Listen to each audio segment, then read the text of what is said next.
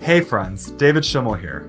Today I'm going to introduce you to the concept of a buildup, a component of song structure that helps you transition between different parts of your song while also creating feelings of excitement in your listeners. So let's get into it. As usual, let's start by defining our terms.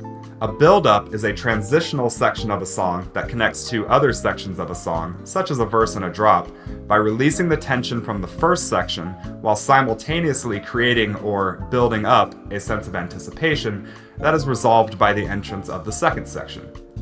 Buildups are usually 8 measures long, though in some genres like trance they can be substantially longer. And lastly, buildups usually occur before drops, but they can also show up in other parts of your song, such as in the middle of a drop. In a previous video, I made a progressive house drop for a cover of Lady Gaga's Poker Face, so let's add a build-up to that. We'll start by creating a classic snare roll that's the foundation of build-ups in thousands of songs. So let's pick a good snare sample. Alright, that one sounds pretty good.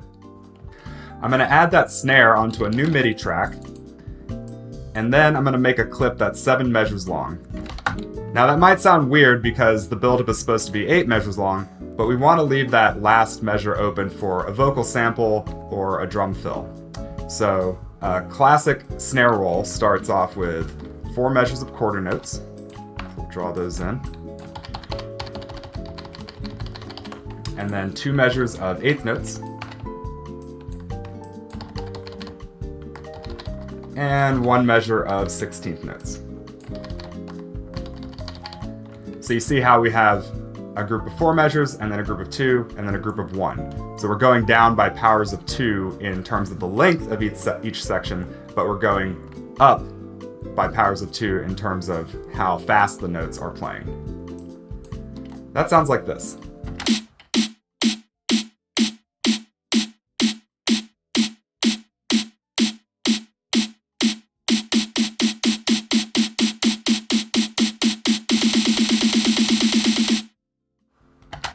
Alright, very boring, but we're going to spruce it up.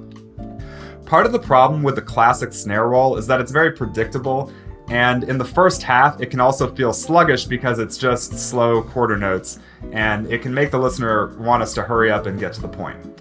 So let's add a little bit more motion throughout the snare roll by adding a second snare that's a bit softer and lighter and just plays 16th notes straight through. So I'm going to create a new MIDI track, I'm going to add this snare to it, and I'm going to make just another 7-bar clip, and this time just have it play 16th notes. But I am going to adjust the volumes here so we get a little bit of dynamic activity. So I'll bring these 2 down here, and then this one like that. And I'll just copy it all the way through. I'm also going to group these channels for processing later. And that sounds like this.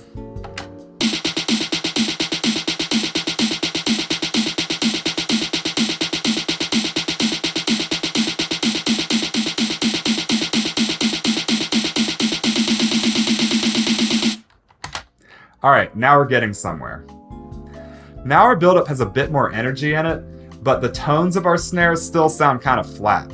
So let's add an upward pitch bend to both of our MIDI clips so that the frequencies in the snare will increase over time and contribute to that rising sense of anticipation. So in the MIDI clip, click on this barbell looking icon and make sure that the MIDI control envelope is selected and that the pitch bend parameter is also selected. Then put a node at the beginning of the measure and one at the very end, and then click one more time in between the nodes and drag it all the way up to the top. We want to make sure the pitch bend goes back to 0 at the end so that the pitch wheel doesn't get stuck and affect the tone of our snares if we use them again later in the track.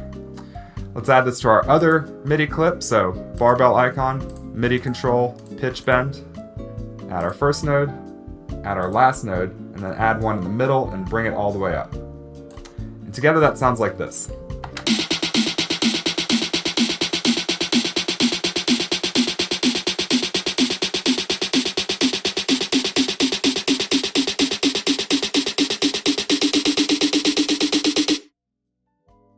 So now we have a more interesting, evolving tone to our snare rolls, but they still have this constantly bright timbre throughout the buildup. So let's go one step further and put some low-pass filter automation on those snare rolls so that they sound like they're further away from us at the beginning and then gradually get closer. So go to the group with the snare rolls on it, and then search for auto filter, add that to the channel. Bring the resonance down to 0 and bring the filter frequency to like 500 or so. Then right click on it, select show automation, put a node at the beginning of the buildup and then one at the end of the MIDI clips. So that sounds like this.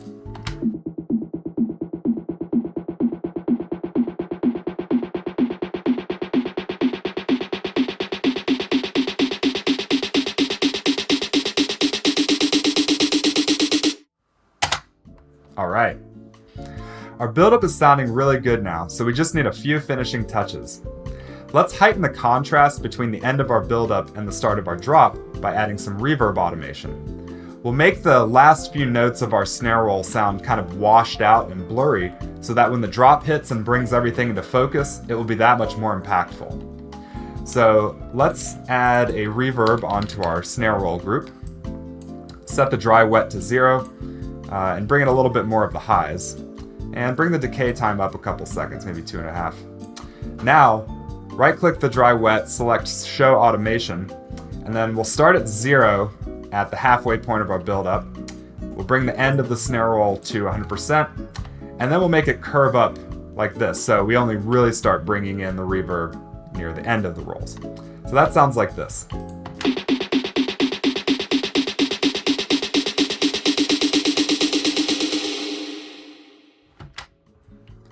We can further enhance this washed out sound by gradually taking away the low frequencies from our buildup, causing the snare rolls to whisper away into the ether. So let's grab another auto filter and put it after the reverb on our snare roll group. Then switch it to high pass mode and bring the filter frequency and the resonance all the way down.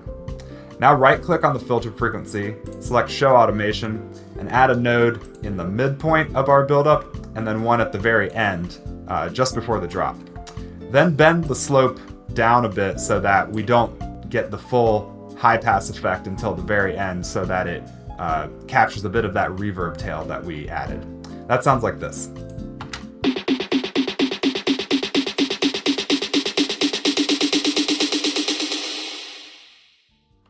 Let's make the start of our buildup more interesting by adding in some extra snare hits in our quarter note section. So open up that clip, and let's add an eighth note here, bring down the volume so it has a little bit of a contrasting dynamic to it. Then we'll add 2/16 here at the end, and we'll do another eighth note here, and 2 more 16ths at the end. So that sounds like this.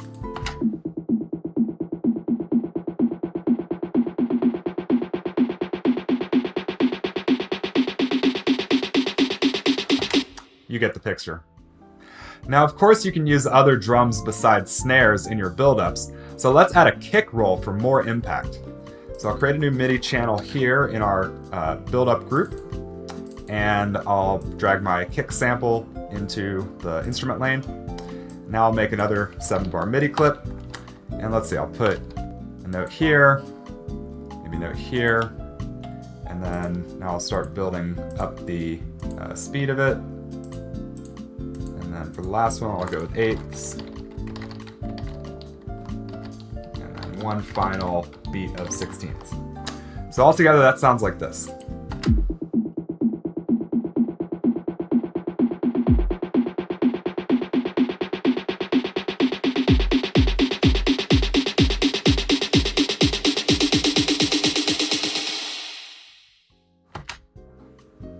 Finally, let's glue everything together with our old friend, the noise riser.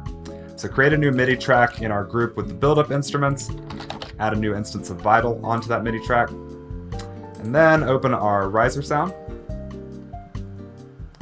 Here. And let's change the LFO1 envelope to go all the way to the top by measure 7. And let's also make the noise bounce a little bit by putting an LFO on the noise level. So grab LFO2, switch it to 1/4, bring the level of the white noise to 0, and put LFO2 on the level. Then change your LFO shape to look something like, let's say this. And then we'll put a 7 measure long G note in place because our song is in the key of G. So together that sounds like this.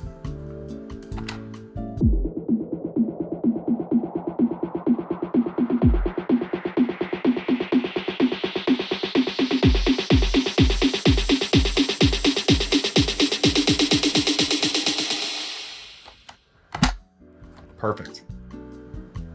Let's focus a bit more at the beginning of our build-up, where we release the tension from the previous part of the song. We'll start by adding a crash cymbal to emphasize the start of the build-up, and now we'll introduce a new instrument called a subdrop that will have a downward sense of motion to contrast with the upward sense of motion from the rest of our build-up instruments. A subdrop is basically a sub-bass sound that has a downward pitch movement. So let's grab Vital and put it on a new MIDI track outside of our group with our other build-up instruments. Then change the shape of oscillator 1 from init to basic shapes, and change the waveform to the second position so we get a few of the higher harmonics that can be heard through laptop or headphone speakers. Take LFO1 and change it to envelope mode and the frequency to 4/1. And then give it a shape like a downward ramp, so this way we can bring down the volume of the subdrop over time. Take the level of oscillator 1 to 0, put LFO1 on the level, and maybe increase the slope a little bit. And make sure to change the bend range to 12, so we can bend it down an entire octave. And then because there's a kick drum hitting right at the start of our subdrop, bring up the attack of envelope 1 a little bit so that there's a pocket for that kick to fit into. Alright, now let's create a 4 measure long MIDI clip on our subdrop channel, and our song's in the key of G, so pick a low G note like G0 and drag it all the way out. And together, and then select the barbell icon, change the first envelope to MIDI control, and make sure you're on pitch bend. Then put a node at the beginning, one at the very end, and then one in the middle, and this time we'll drag it all the way to the bottom. So together that sounds like this.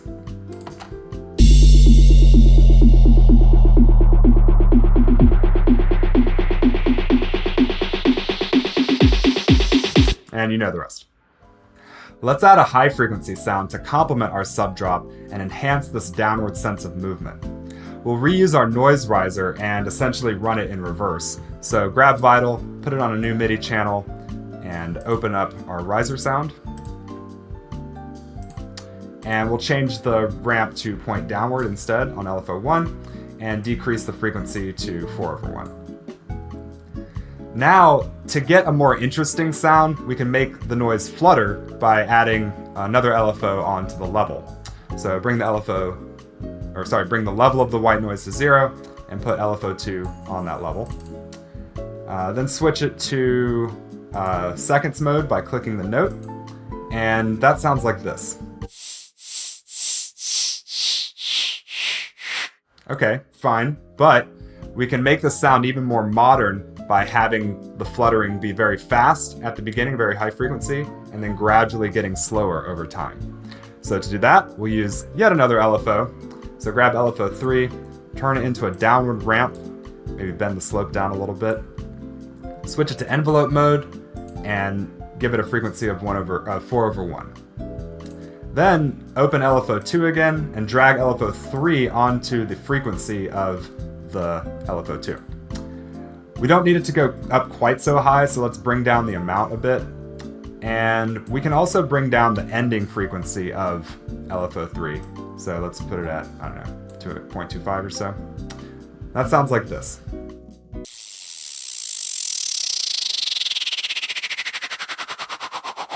You can hear how it starts kind of crispy and very fast and fluttery at the beginning, and then gradually trails off.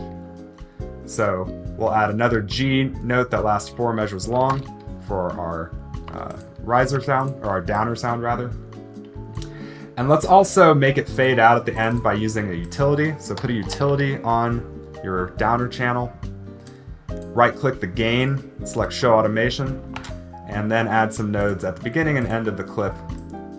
Make it ramp downward and then bend the slope upward a bit. Together that sounds like this.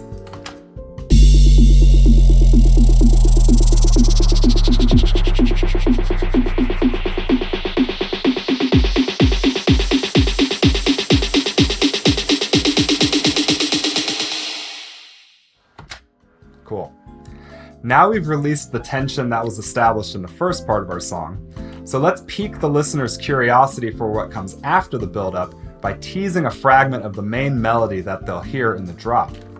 So select the first measure of notes from your melody and paste them at the beginning of your build-up.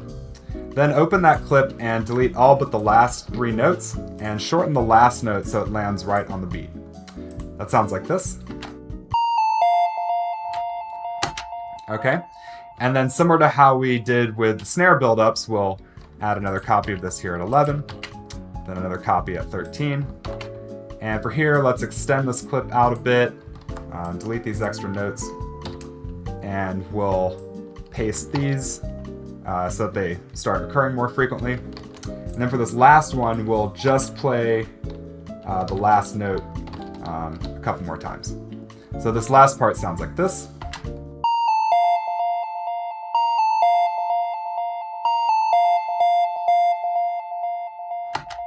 Cool.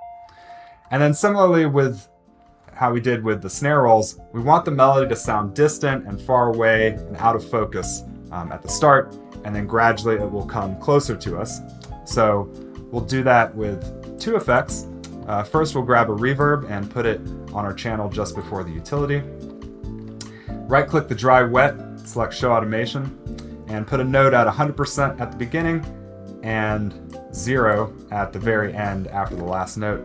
Maybe give it a bit of an upward curve so it's more reverby at the beginning. Now, right-click on the gain knob on your utility, select show automation, and we want it to end at 0 dB and start a bit quieter. And then we also don't want any too much sound to trail into the drop, so we can keep a nice separation there. So create a downward ramp there at the end. And let's hear what that sounds like.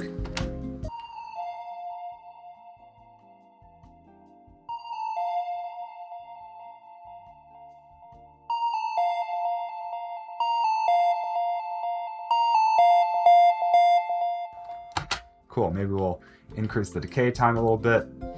And let's also make the sound pan around the stereo spectrum a little bit so it sounds more interesting. So you can right-click on the balance knob of your utility, and we'll make it start off left panned, then it'll gradually pan right.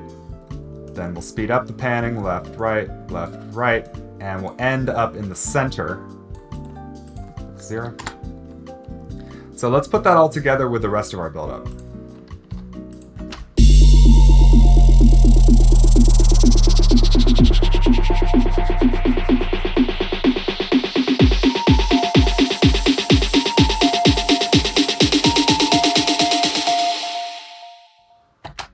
We're almost at the finish line. We just need to add a couple more elements in this last measure of our build-up to really make the drop hit hard. No EDM song would be complete without a pre-drop vocal, so create a new audio track and drag in any old vocal sample you have lying around. Make sure it lines up with the start of the measure. Alright. And we can also add a reverse reverb to this to add some more rising ambience to our build-up. So create another audio channel, grab a little snippet of the beginning of the sample, paste it on there, add a reverb onto the channel, max out the dry wet, turn off the filters, no pre-delay, long decay time, and we'll freeze this and flatten it. Don't need that part at the beginning. And we'll start this one, let's say about halfway through the build-up, and then make sure it cuts off right when our sample comes in, and finally hit R to reverse it. That sounds like this.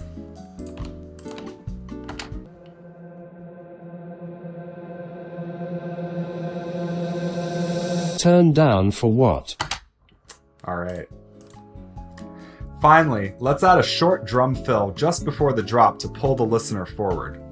Let's go up to our main kick drum and add a MIDI clip on the last beat, and then we'll create 1/8 note, so half of the clip, and bring down the volume so it's a little bit quieter than when the kick comes in for real. And then I'll grab a snap sample and put it on the last quarter note on a new audio track just before the drop. So that, and I'll grab, all right, that sounds good. Put it on the last quarter note of the drop. So together that sounds like this. Right, snap, boom. Cool. All right, nothing to do now but listen to our amazing song. Here we go.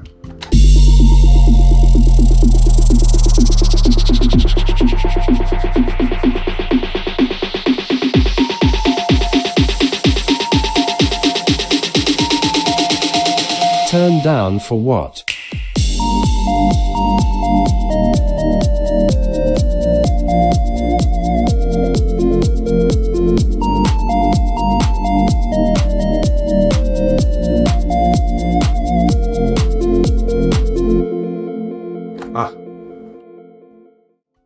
So now you understand the basics for constructing buildups and using them in your own tracks. Along the way, we covered snare rolls, filter and pitch automation, subdrops, flutter effects, melody teasing, and pre-drop vocals. If you've enjoyed our time here together, please like this video, subscribe to the channel, and I'll see you here next time. Happy producing!